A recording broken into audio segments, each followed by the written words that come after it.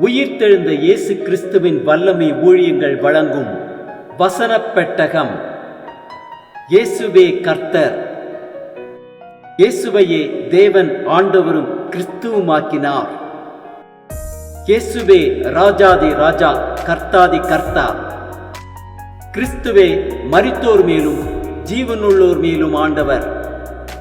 கிறிஸ்துவே போதகரும் ஆண்டவருமாயிருக்கிறார். வசனப் பெட்டகத்தின் இன்றைய தின கருப்பொருள்: தேவனுடைய மகிமை. கர்த்தாவே, மாட்சிமையும் வல்லமையும் மகிமையும் உம்முடையவைகள்.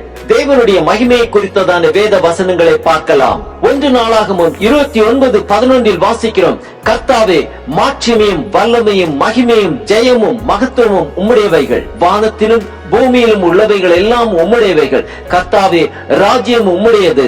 தேவரீர் எல்லாருக்கும் தலைவராய் உயர்ந்திருக்கிறீர். எபிரேயர் 1:3 வாசிக்கிறோம்: இவர் அவருடைய மகிமையின் பிரகாசமும் அவருடைய தன்மையின் சொரூபமாயிருந்து சர்வத்தையும் தம்முடைய வல்லமையுள்ள வசனத்தினாலே தாங்குகிறவராய் தம்மாலே தாமே நம்முடைய பாவங்களை நீக்கும் சுத்திகரிப்பை உண்டு பண்ணி உன்னதத்தில் உள்ள மகத்துவமானவருடைய வலது பார்சத்தில் உட்கார்ந்தார்.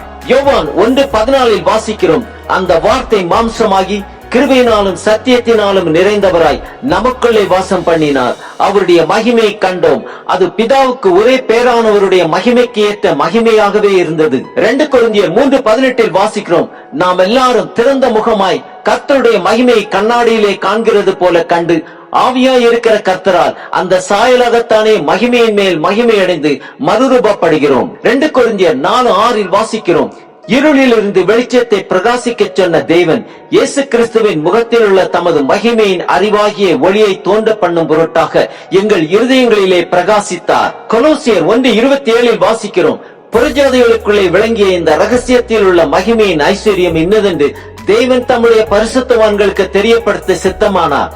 கிறிஸ்துவானவர் மகிமையின் நம்பிக்கையாக உங்களுக்குள் இருப்பதே அந்த ரகசியம். எபேசியர் 3:21 வாசிக்கிறோம்: சபையிலே கிறிஸ்து இயேசுவின் மூலமாய் தலைமுறை தலைமுறைக்கும் சதா காலங்களிலும் மகிமை உண்டாவதாக. ஆமேன்.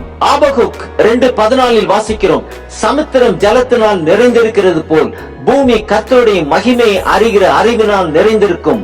ஏசாயா 42:8 வாசிக்கிறோம்: நான் கர்த்தர், இது என் நாமம், என் மகிமையை வேறொருவனுக்கும் என் துதியை விக்கிரகங்களுக்கும் கொடேன். மத்தேயு 24:30 வாசிக்கிறோம்: அப்பொழுது மனுஷகுமாரனுடைய அடையாளம் வானத்தில் காணப்படும்.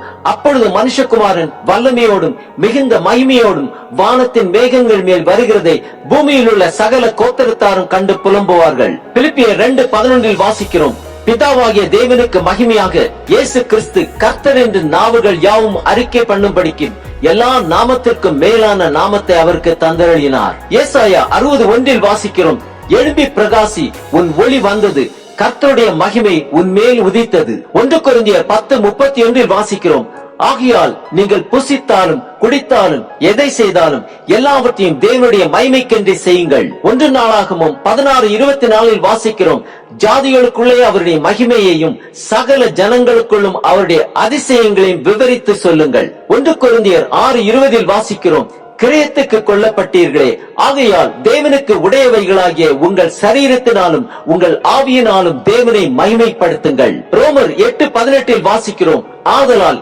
இக்காலத்து பாடுகள் இனி நம்மிடத்தில் வெளிப்படும் மகிமைக்கு ஒப்பிடத்தக்கவைகள் அல்லவென்று எண்ணுகிறேன்.